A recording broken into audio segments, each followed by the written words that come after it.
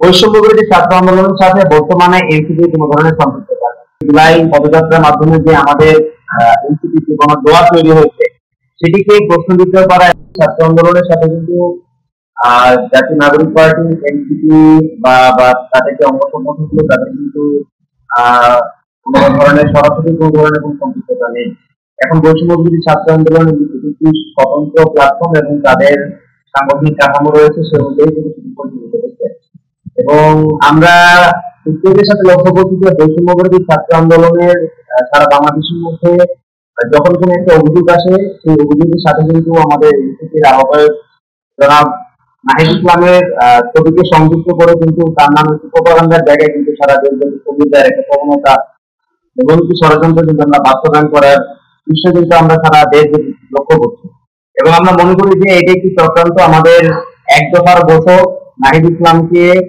সারা দেশব্যাপী তার যে জনপ্রিয়তা এবং এই জুলাই পদযাত্রার মাধ্যমে যে আমাদের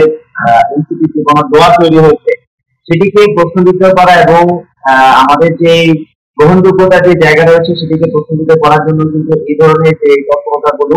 মিডিয়া ট্রায়ালের মাধ্যমে কোনো ধরনের সম্পৃক্ততা ছাড়া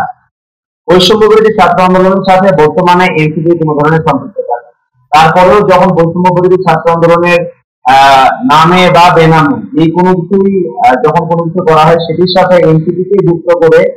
এবং এনসিপি কে যুক্ত করে এনসিপি যে চরিত্র হরণের যে চক্রান্ত সেটিকে কিন্তু আমরা বর্তমানে লক্ষ্য করছি এবং আমরা মনে করি যে এটা অবশ্যই আমরা প্রতিহত করব এবং সেই ব্যাপারে যেন দেশবাসী যেন তারা সজাগ যেন দৃষ্টি রাখেন সে ব্যাপারে আমরা আহ্বান জানাই। আমরা সারা দেশব্যাপী মানুষের মধ্যে বিচার সংস্কার এবং একই সাথে রাষ্ট্রের পুনর্গঠন নিয়ে আমরা যে ধরনের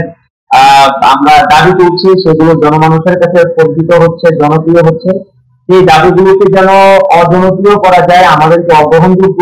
করার মাধ্যমে